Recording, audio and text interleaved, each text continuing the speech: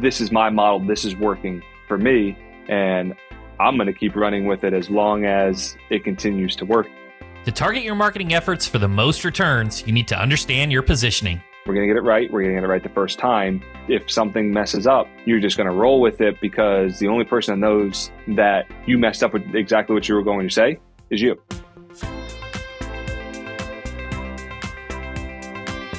Welcome to Personal Injury Mastermind. I'm your host, Chris Dreyer, founder and CEO of Rankings.io, the preeminent personal injury marketing agency. Before we get started, if you like what you hear, head on over to Apple or Spotify and pound that 5-star review button. And if you don't like what you hear, tell me about it in a 1-star review. I got a big hug for all my haters too. Each week, we talk to the best in the legal industry. Ready to dominate your market? Let's go. In markets where big-name firms are spending top dollar to saturate traditional media, you can still capture a large audience. With social media, you can reach massive amounts of people at a fraction of the cost. William Franchi, managing partner at Franchi Law, has done just that. His Tampa-based firm is in competition with some of the largest names in personal injury. Instead of trying to outspend them, he invests in channels that work for his firm. He has found success by reaching thousands of potential clients through social media. Today, William explains how to understand your firm's positioning and see greater returns on social media marketing. He dives into boosting engagement and how to handle the endless stream of comments. Whatever your marketing budget is, William offers insights on how to ramp up your social game. Here's William Franchi, managing partner at Franchi Law, on how he got into law. I played college baseball, and I was going to go coach college baseball, and I ended up having Tommy John, which is elbow surgery. Ended my season, ended up tearing it again while I was rehabbing, so more or less ended my career. I very quickly added an additional major during my senior year, graduated with 2 majors, and then went into law enforcement. And it was while I was within law enforcement, I said, hey, I should have a backup. I should get an upper level degree because if something ever happens, I have something to fall back on.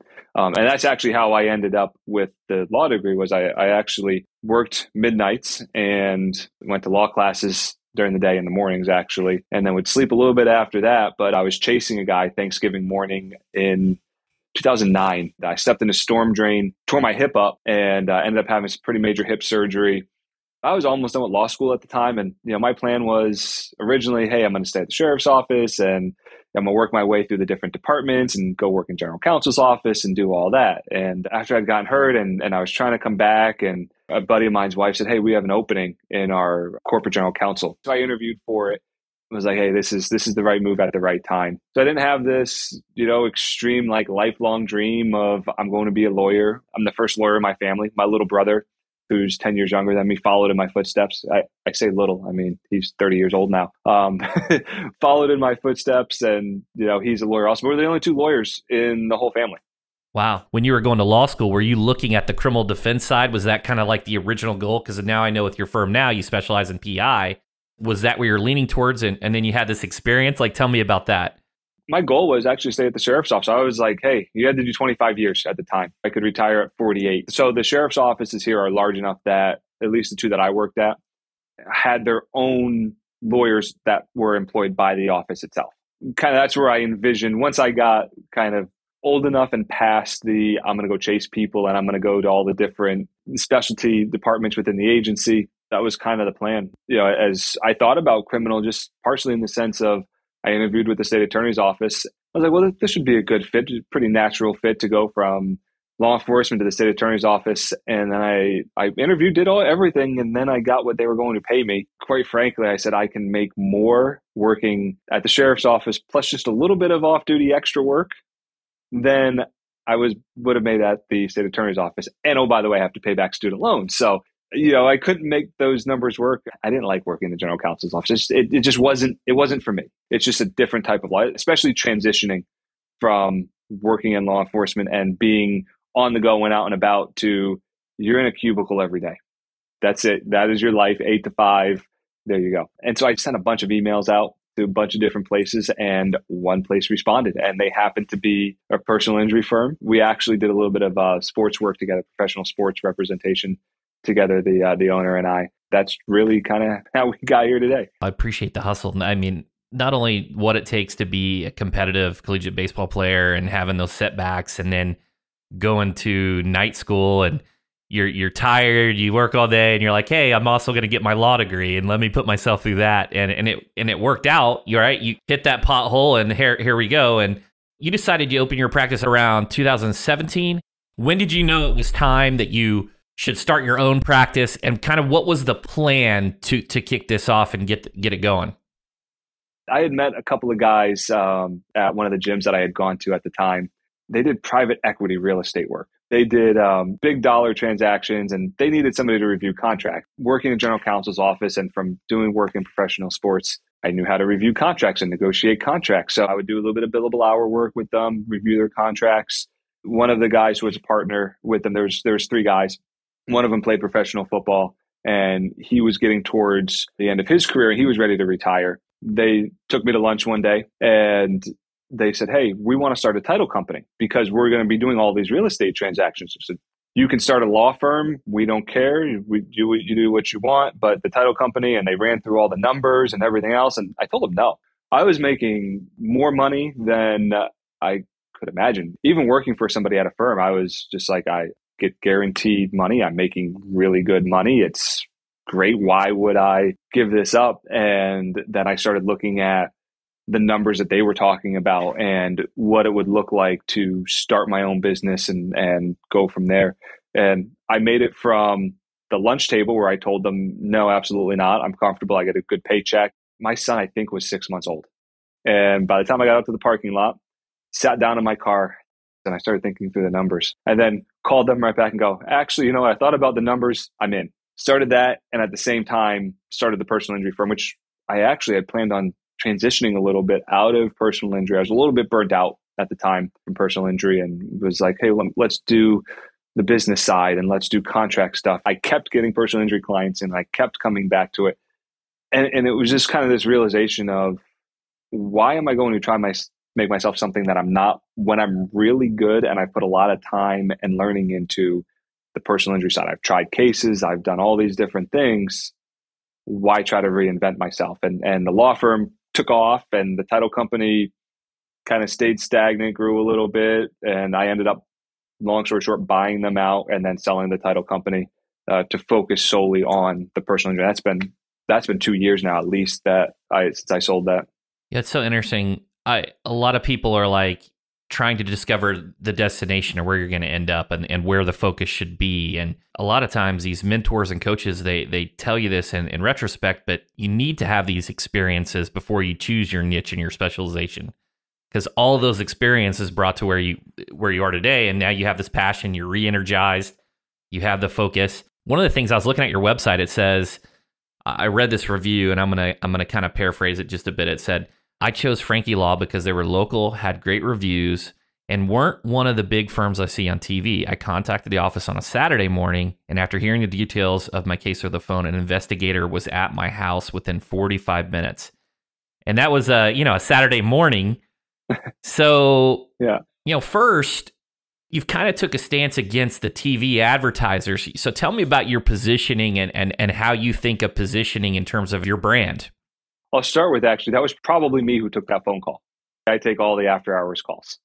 Obviously during the day, it's a little different because we have full staff. So it's not like it's just me in a, Better Call Saul office in the back guy at a nail salon, right? But TV is interesting, right? I've tried a significant amount of TV and gotten burned every single time. It's Morgan does a great job. Morgan, and I don't, they're everywhere. So just about anybody who's listening has probably at least heard of them, right?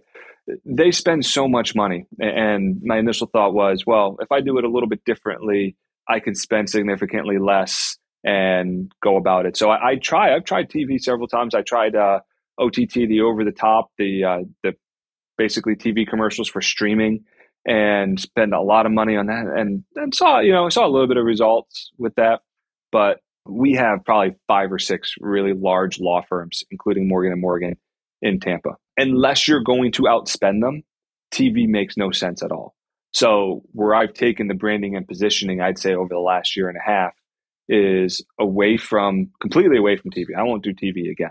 OTT, maybe in the future, but to me, it's the social media, it's the website presence, it's all of those pieces that reside on being in somebody's phone, right? They're not necessarily at computers anymore, but they're on their phones, they're on their iPads.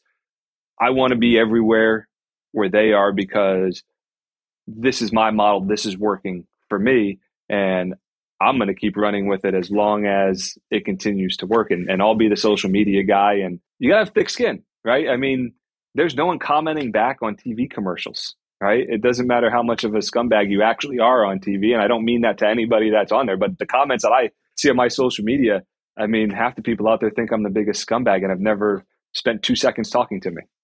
Let's dig into all of this. You said so much there. I've heard Glenn Lerner say this. I've heard James Farron say this. They all say, hey, you got to saturate the market for TV. And if you're not one of the top 3 spenders in TV, just don't do it. So you're on that boat. I've had a couple others say, oh, you can get a little strategic, but you're kind of on the, hey, you gotta really saturate the market to make TV work if someone's considering that. The last venture that I did was this lead gen. I spent, I think, $60,000 over a 2-month period for spots that ran, I think, 3 or 4 days a week in a really condensed time frame, and got 1 phone call, right? And it was produced by the TV station, following the model that the consultant said worked for the other places. So even taking it on that level and essentially kind of taking the equivalent spend. And what we did was we looked and said, okay, here's not we as in me, but the TV station. This is where, hey, these spots cost more, but there's not a lot of competition. And it gets into, I guess, a little bit of the nitty gritty of how the big firms buy their media. Because, a lot of times they want to sell you the court shows, for example. I don't know if you ever walked into a doctor's office that has the court shows on.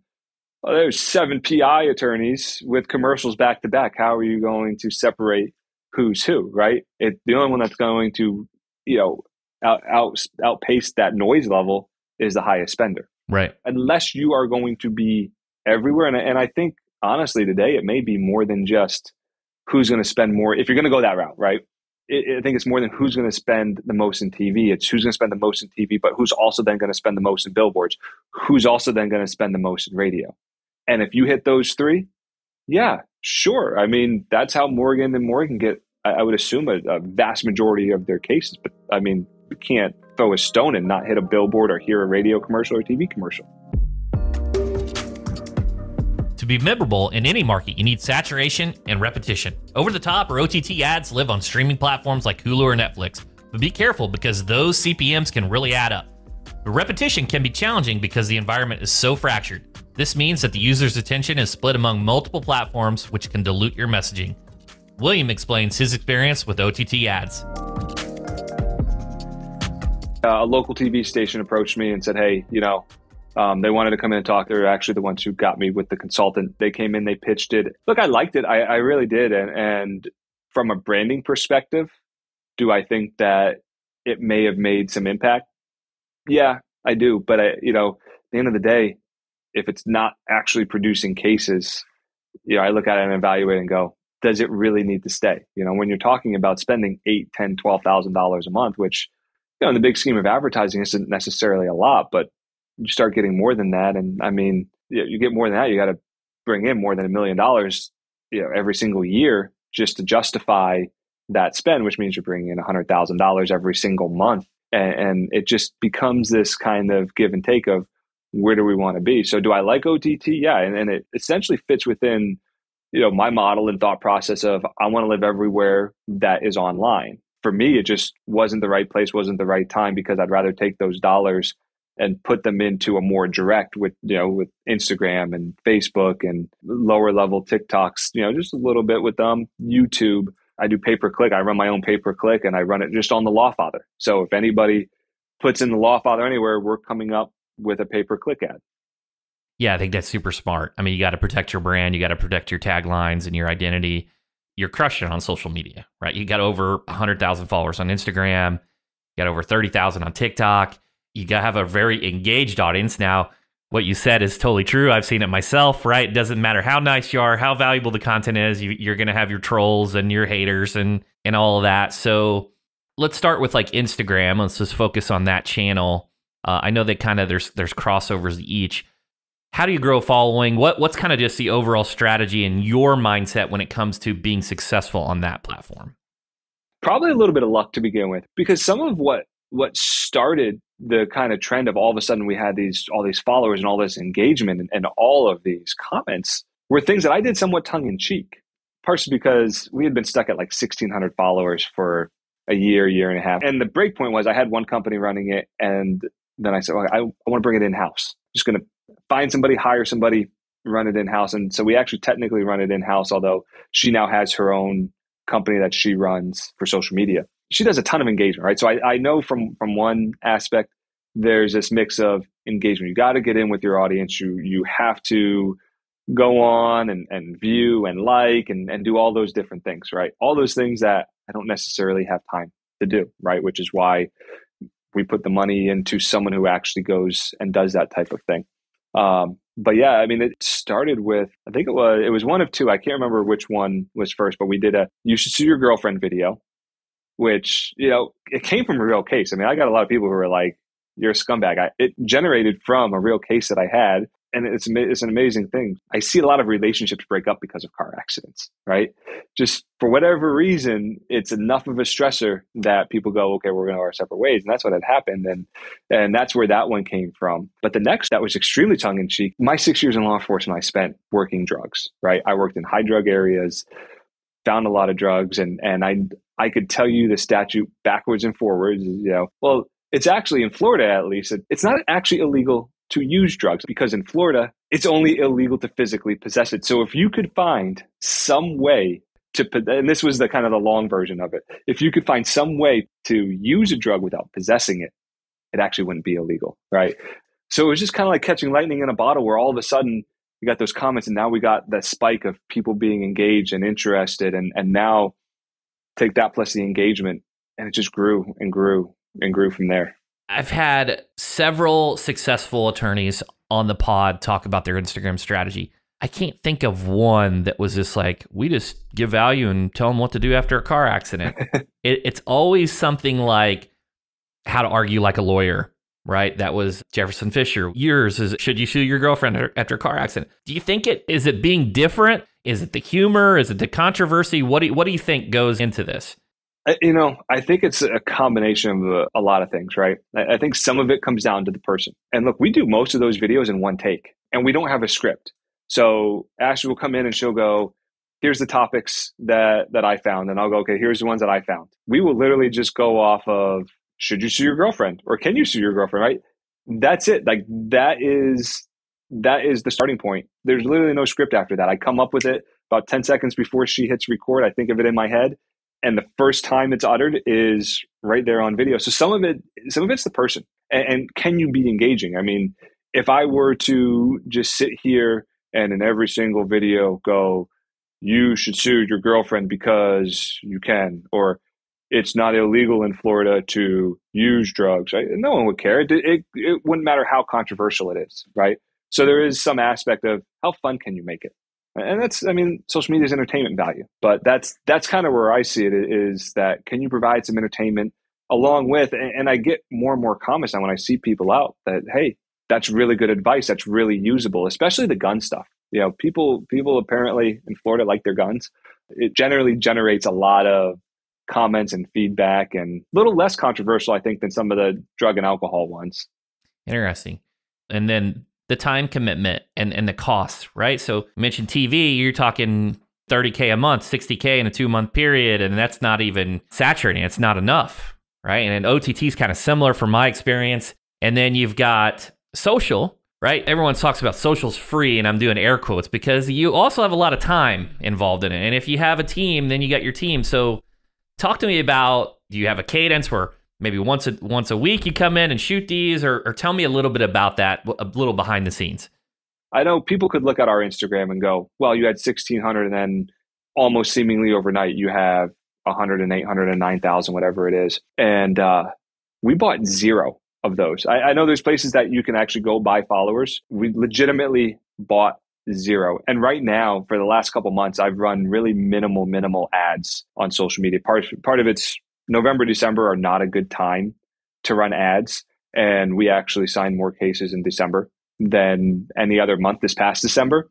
So I said, well, we're gonna take a break because we got to take care of some other things. So we're gonna pause some of that. And that's the beauty part, right? You can jump in, jump out, and there's not really a ramp up. But as far as cost goes, I mean, yeah, the ad spend can be minimal. Like the ad spend is definitely far less than OTT. I mean, if I took the same OTT budget, we would saturate all of social media. YouTube's a little bit more expensive than Instagram. TikTok's, I think, the cheapest. But that there is a time commitment. We'll generally do 2 weeks worth of videos in about an hour and a half. Wow. At least in terms of shooting it. Now, my social media manager comes in and she'll shoot the videos and then she edits them. I would imagine there's probably a few hours of editing because we try to shoot it all in one take. We kind of cut down on the editing. And I was on TV for a little while. And even though it was a tape show, I always treated it as live. I kind of got into that mentality.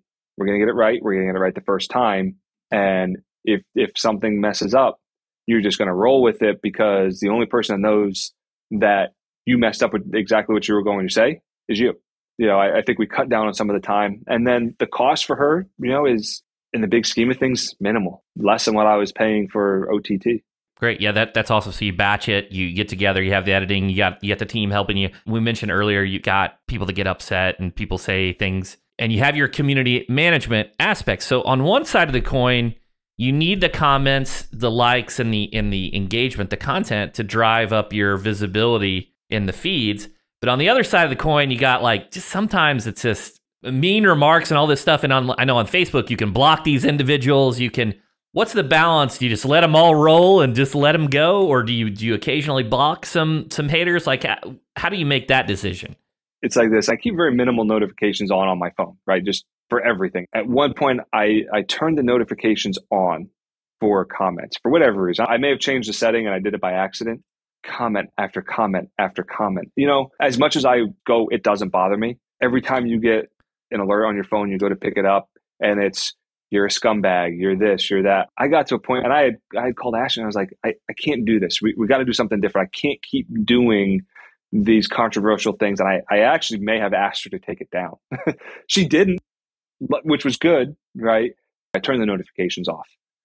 Now, every once in a while, I'll look to see what the comments say. And, I think because it's on my time and it's when I deem that I'm going to go through and I'm going to look at some of them and it's not this constant bombardment, I can do it. And what I'll do is I could care less about the ones that are, you're this, you're that, lawyers are trash, whatever. And if I see one that's actually, makes sense, I'll respond back. I had another PI lawyer in Tampa trying to tell me I was wrong about something in the comments. I'm like, number one, really? You want to get on this back and forth? And number two, yeah, I know the case law on this one, so you're not really all that right.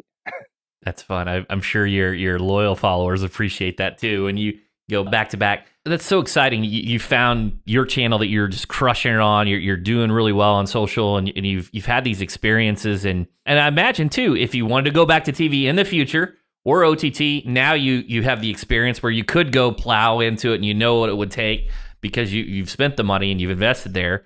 Where can individuals go to connect with you, and what's next? On all of our socials, it's at The Lawfather. So it's at The Lawfather Tampa for Instagram, at The Lawfather for everything else. What I see as the next step really is a lot more on YouTube. Really gotten Reels down, gotten TikTok down without having to do any of the stupid TikTok dances. YouTube Shorts is probably our next step. I have a podcast as well. It's the Lawfather Podcast. And try to dive into legal topics, sometimes sports topics. And I run those on live, like TikTok Live, Instagram Live. And then it's on every place where you can find podcasts, that type of thing. So that, I think, is the next step, is expanding the YouTube aspect and expanding the podcast and getting it out there more. Thanks so much to William Franchi, managing partner at Franchi Law, for everything he shared today. Let's get through the key takeaways. It's time for the pinpoints. Pinpoint number 1.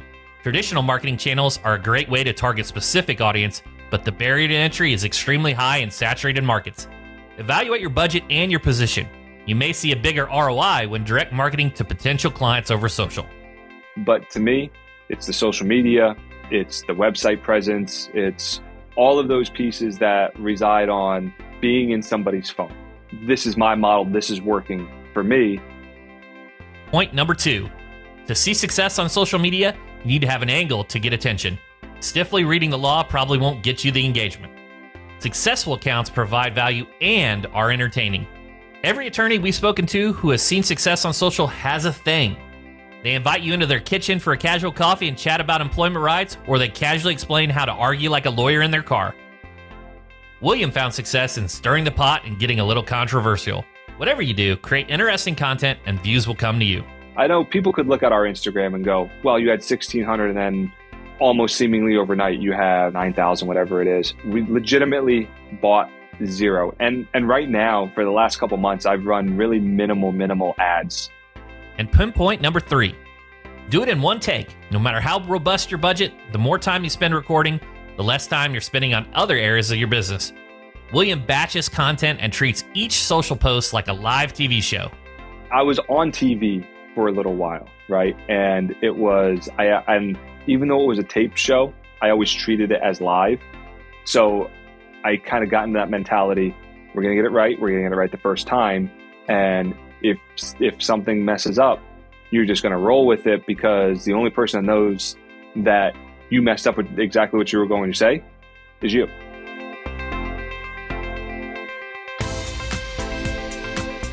I'm Chris Stryer. Thanks for listening to Personal Injury Mastermind. If you made it this far, it's time to pay the tax. No, I'm not talking about taking your cash like Big G. I'm asking you for a 5-star review on Apple or Spotify. Leave me a review and I'll forever be grateful. If this is your first episode, welcome and thanks for hanging out. Come back for fresh interviews where you can hear from those making it rain.